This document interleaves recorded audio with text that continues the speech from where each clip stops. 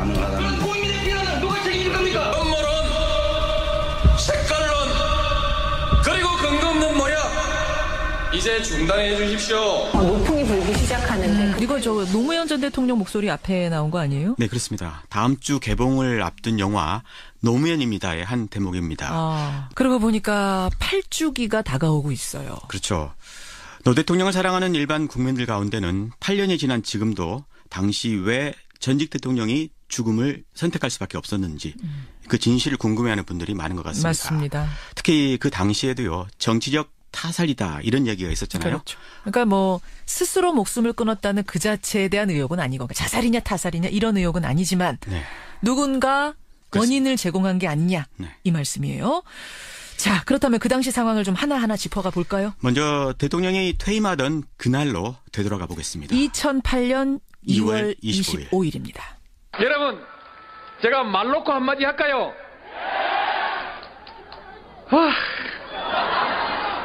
제가 오늘 딱 말 놓고 하고 싶은 얘기 한마디 하겠습니다. 야, 기분 좋다! 아, 오랜만에 듣네요. 이게 퇴임하던 날 고향에서의 음성이죠. 네, 봉하마을에 예. 도착했을 때의 상황인데요. 노 대통령은 퇴임 이후 지방으로 가겠다는 결심을 일찌감치 했었다고 합니다. 예. 지역 균형 발전을 위해서요. 또 그래서 낙향 후보지를 물색을 했는데 사전 매입 비용 때문에 결국은 고향을 선택했다고 합니다. 귀향을 하고 나서 농촌 리모델링 사업했잖아요. 뭐 그랬었죠. 친환경 농업, 동네 하천 살리기 그런 거. 네. 대통령에겐 잘 사는 농촌 만들기에 전범을 쓰겠다 이런 목표가 있었다고 합니다. 예. 이런 전직 대통령의 모습에 국민들이 열광하면서 봉하마을에 방문객들이 넘쳐나는 기현상이 생겼죠. 그렇죠. 인기 없던 현직 대통령에서 사랑받는 전직 대통령으로 변모해 가고 있었던 겁니다. 저도 그때 이제 시사 프로를 진행하고 있었기 때문에 뭐 생생하게 기억이 나는데 현직 대통령보다 전직 대통령의 인기가 더 많았어요. 그렇습니다. 이명박 대통령은 취임 100일 만에요. 지지율이 25%까지 뚝 떨어졌습니다. 예. 그 무렵에 이 미국산 쇠고기 수입 문제로 전국에 촛불 시위가 번지고 있었던 그 상황이죠. 무렵입니다. 네, 그런데 이것이 비극의 씨앗이었습니다. 노 대통령과 참여정부에 대한 이명박 정권의 증오심, 적대감 이런 게 그때부터 시작이 됐다는 건데요.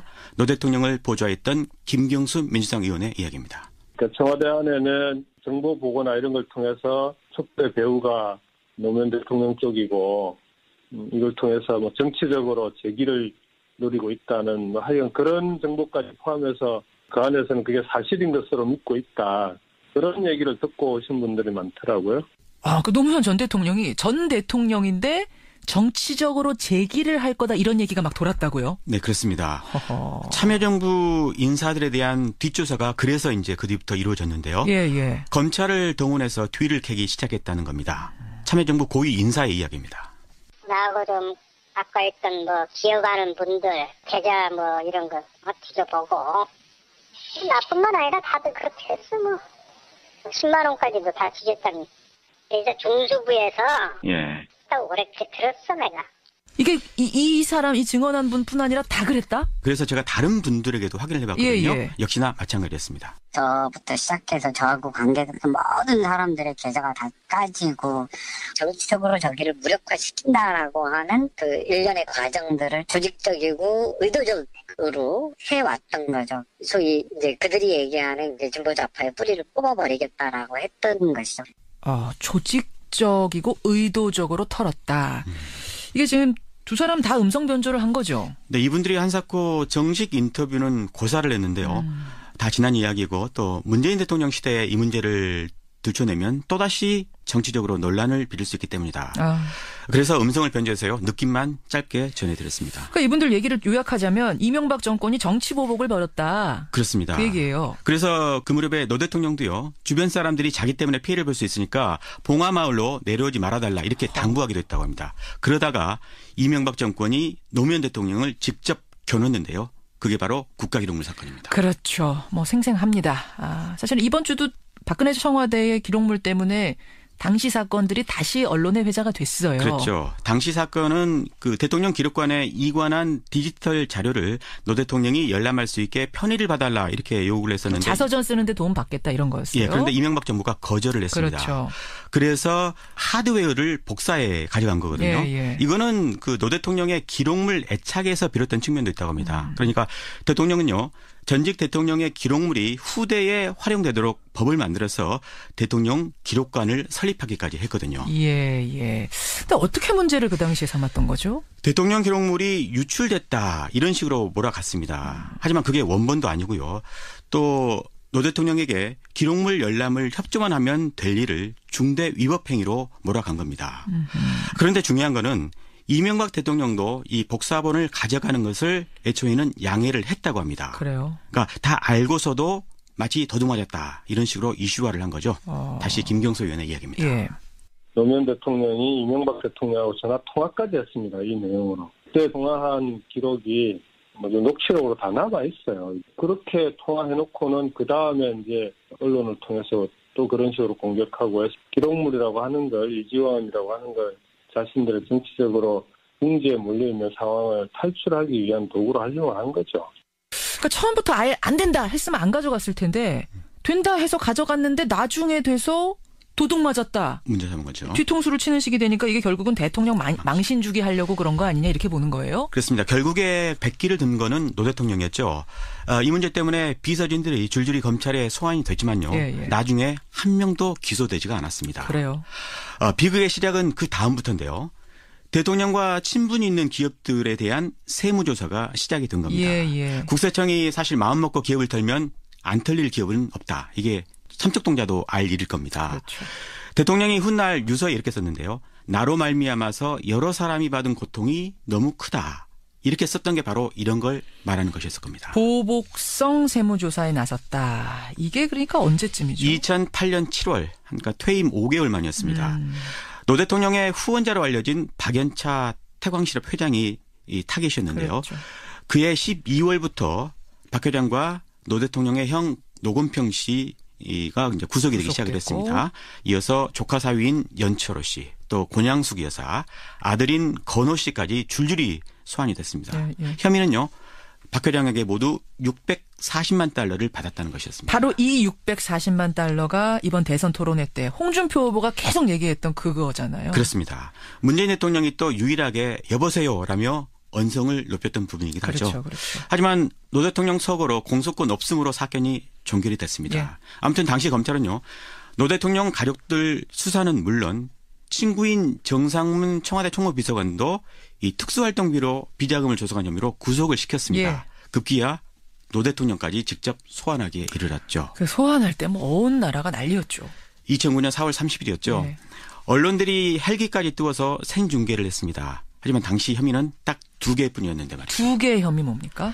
박연차 회장이 권 여사에게 돈을 건넨 사실을 대통령이 알고 있었는지. 대통령도 알았느냐? 예, 또는 대통령이 돈을 요구했는지. 이게 하나였고요.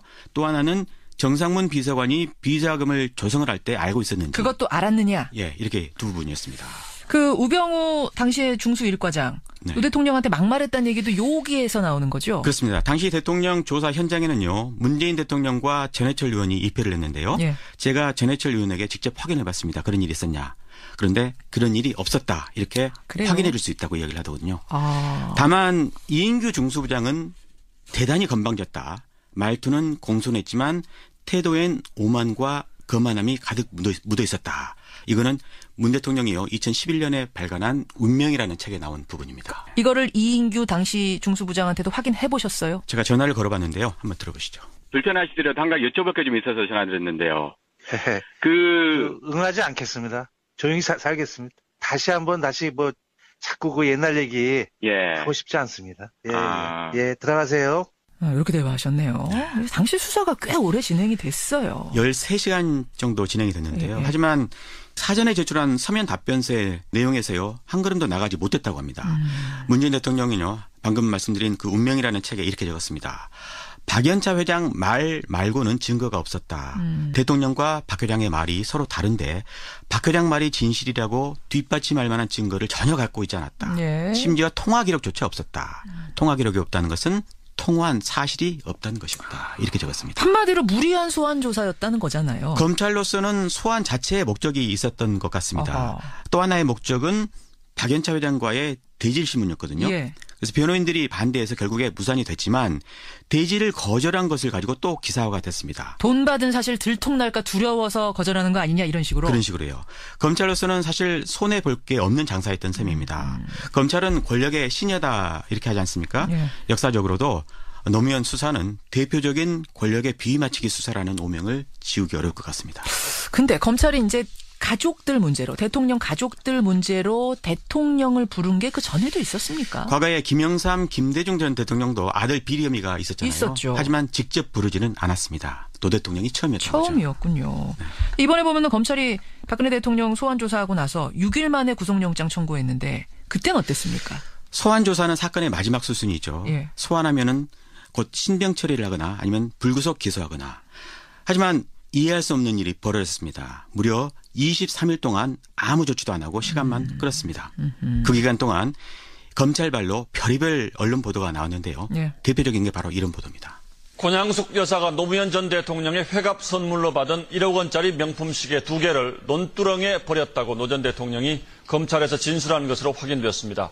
단독 보도입니다. 권 여사가 자기 몰래 시계를 받아 보관하다가 봉하마을 논두렁에 버렸다고 진술한 것으로 확인됐습니다. 뭐 이것도 생생하게 기억나실 겁니다. 네, 이런 류의 보도가요. 노 대통령을 죽음으로 내몬 또 다른 원인이었다. 이런 평가가 뒤따랐죠. 그렇죠. 문재인 대통령은 운명에서요.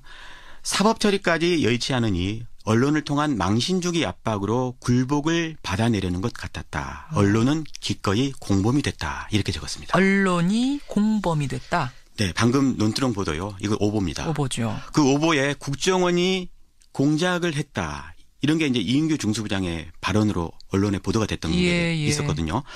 이런 언론 행태, 특히 진보 언론 행태에 대해서 문재인 대통령은 운명에서 서운함을 내비치기도 했습니다. 말하자면은 어떻게 진보 언론들까지도 이렇게 하느냐라는 서운함? 그렇습니다. 그래요?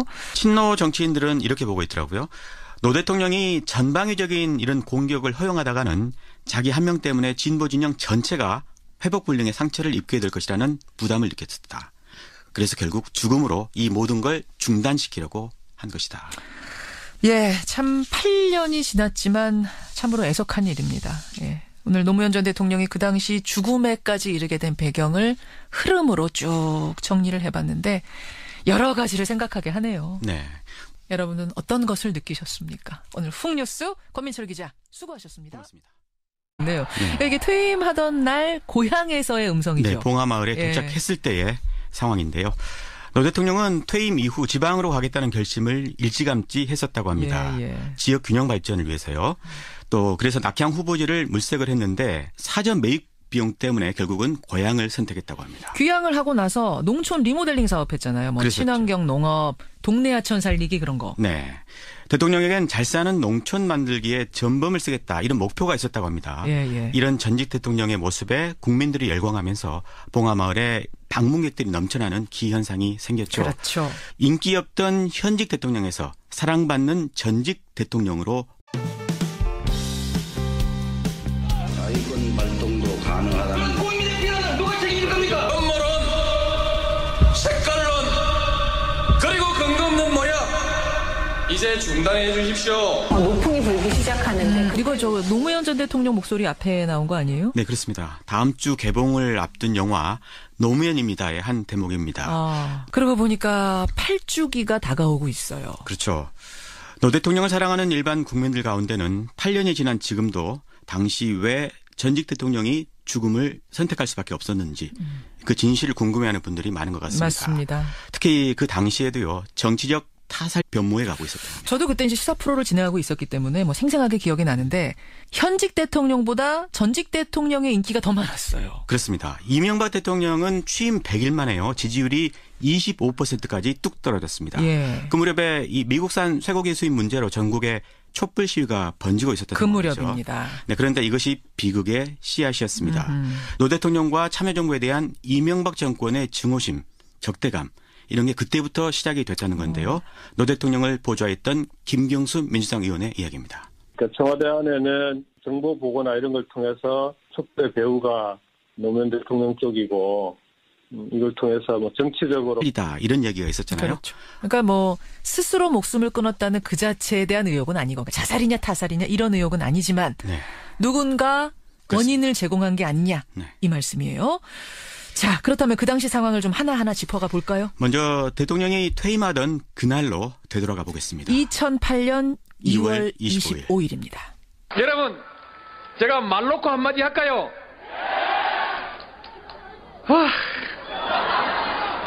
제가 오늘 딱 말 놓고 하고 싶은 얘기 한마디 하겠습니다. 야, 기분 좋다! 야, 오랜만에 듣는. 재기를 노리고 있다는 하여간 그런 정보까지 포함해서 그 안에서는 그게 사실인 것으로 믿고 있다. 그런 얘기를 듣고 오신 분들이 많더라고요. 그 노무현 전 대통령이 전 대통령인데 정치적으로 재기를 할 거다 이런 얘기가 막 돌았다고요? 네, 그렇습니다.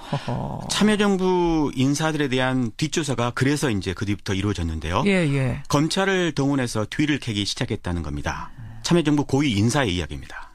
나하고 좀 아까 있던 뭐 기억하는 분들 계좌 뭐 이런 거 뒤져보고 나뿐만 아니라 다들 그렇게 했어 뭐 10만 원까지도 다 뒤졌다니. 이제 중수부에서